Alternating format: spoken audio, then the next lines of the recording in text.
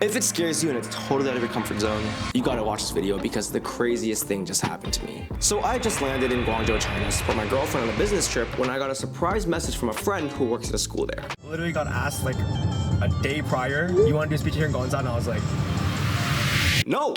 Are you out of your mind? My brain began feeding me every single possible reason not to do it. It looked intriguing, it was cool, but I was like, okay, I'm not prepared. Public speaking is not my forte. I'm on vacation, kind of. This is China. They won't agree with my viewpoints. Do I really want to be on stage with a bunch of kids, potentially laughing at me, or even worse, falling asleep for my speech? But still, why does a school in China where YouTube is banned want a YouTuber to give a speech? I was about to say nah, honestly, it was pretty scary. I was like, no. But I was talking to my girlfriend and she just brought up like, when are you ever gonna get a chance again to inspire kids in China? And I was like, you know that feeling when you know someone's right, but it kind of pisses you off and you're like, fine. That was my exact reaction, all right? I'm like, fine, like, I'm jet lagged anyway, I can't sleep. And so I was like, you know what, I'll just pull an all-nighter to prepare. But what the hell was I gonna talk to kids in China about? See, I grew up in North America and had an upbringing that no kid from China could possibly relate to, right? Like, what do you think about growing up as a Chinese American and not being able to speak your native language that well? Come back to China and feeling left out and embarrassed when you can't interact with people. Like, they're from China, they definitely speak Chinese, they definitely don't relate to that. Okay, I mean, how about like growing up in North America and hating being Chinese and wanting to be white because of the movies and stuff? Well, I don't think any kid in China grows up wanting to be white. You know, how about the way I learned Chinese? Because a lot of people ask me how I learned Mandarin as a Cantonese speaker. I mean, we're in Guangzhou, they speak Cantonese and Mandarin, they probably don't care. Okay, how about throwing in my engineering degree and not going the traditional path to pursue YouTube? And I'm pretty sure, you know, I'm in China, I'm pretty sure the principal doesn't want me to talk about not following the traditional Chinese path, right? And so it had been a couple hours and I didn't even have a topic. Like, how likely was it that I was gonna embarrass myself? Like, I was in an environment I was so unfamiliar with, giving a speech to an audience of people I know nothing about. Sure, you know, I can speak Mandarin now and we can speak the same language, but our values and our upbringing are so different. And so I remember it was like 4 a.m. and I started panicking, right? I was like, the speech is literally in a couple hours and I didn't even have a freaking topic. And my mind flashed back right away. I don't know why this came out to me, but to me as a 7th grader, because this was a 7th grade audience. And it was the year that Obama got elected. Yes, I'm old. And the school dragged us to the gym to watch his inauguration speech because it was a huge moment in American history or something like that. And I remember it was one of the biggest moments of all time with one of the most important figures in history, and I fell asleep. Yes, one of the best public speakers of all time couldn't keep me awake as a 7th grader. Now, how was I supposed to keep these 7th graders in China awake? All I thought was, oh my God, they're gonna fall asleep. But I couldn't bail now because I already told them yes. And so around 5 a.m., I finally settled on a topic and just worked all night to prepare a PowerPoint presentation. I'm gonna be talking about why Cantonese, Mandarin, and English are so important to me, and hopefully inspire these kids to learn some languages. I don't know. And then around 10 a.m., I went to elementary school for the first time in like 20 years. Yeah, we're almost there. It's in Nansha. Fuck, let's do it. So I'm very, very nervous about this, but I'm also very excited. Like, I have never spoken in front of like kids before, like actual like kids, like elementary school kids. Like, I spoke in front of university students a couple times, school speeches and stuff, but never in front of like kids. Like, kids are a different animal. And I got to the school, it was pretty nice. Like, it was a pretty prestigious school. What kind of elite school is this?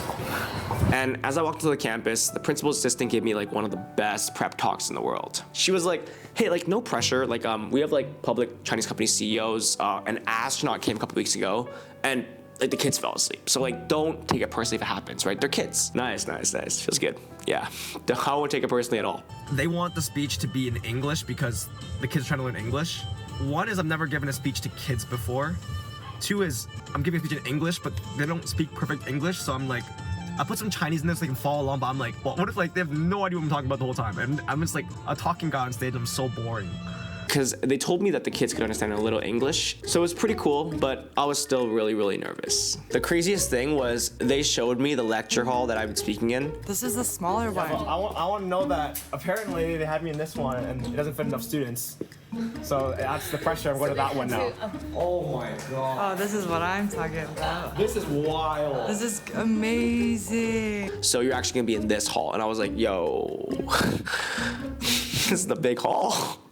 I was like, it's gonna be a lot of people sleeping while I talk. And so when I went on stage, and one of my first lines was, I mean, is Chinese hard for you guys?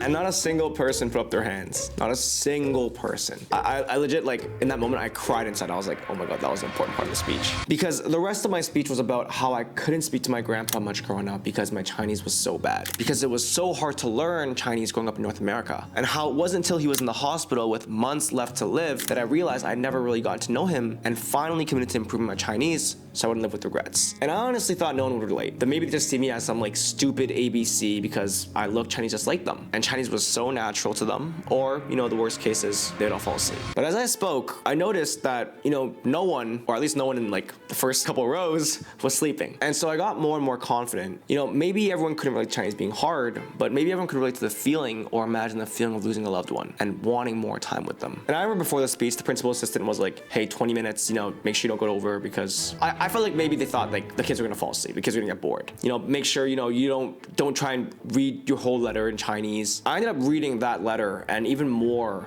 The funny thing is when I got to the school, I actually shortened my speech a lot in that very moment because I was like, oh my God, like they might get bored. 外公，我知道你今年在医院过年，所以没有那过年的感觉。由于我已经回学校上课了，所以无法陪你过年。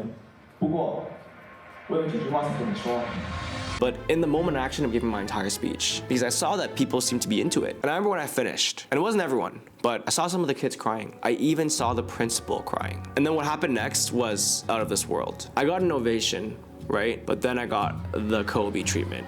Like if you've ever seen an NBA player in China and Chinese fans go crazy, that's exactly what it was. But the thing is, like, I don't think a lot of these kids knew who I was like an hour ago, right? It was an experience like I can't even describe. I've never, ever had that experience in my life. But you know, maybe that's just them, you know, like they have a very big celebrity culture over there. But the part that hit me the hardest is that when the kids came to ask for an autograph, they were shoving their notebooks in my face, asking for an autograph. But the part that hit me the hardest is that a lot of them had written down notes from my speech, the lessons that I shared, my life lessons, the things that I learned, the things that I wish I could go back in time and change.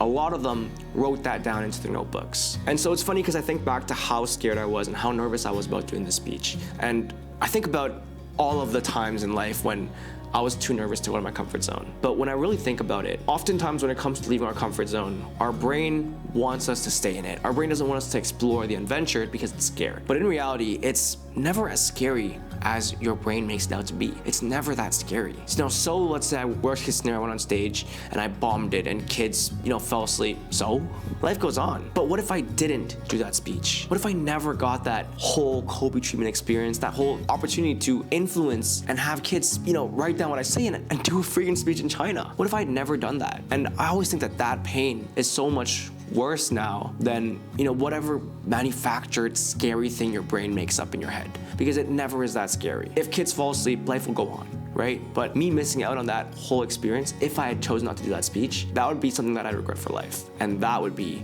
true pain. And so for me to be able to do something like this in a place like China, a place so out of my comfort zone, is an experience that I'll never forget. And I think it's a reminder to myself that, like, if you have doubts, go do it. Because while it might be scary, while it might be super duper scary to go for it, it's always even scarier to look back, you know, 2 years, 3 years, 5 years from now and say what if. And so that's my biggest advice. Hope you enjoyed the video. Hope you found it helpful.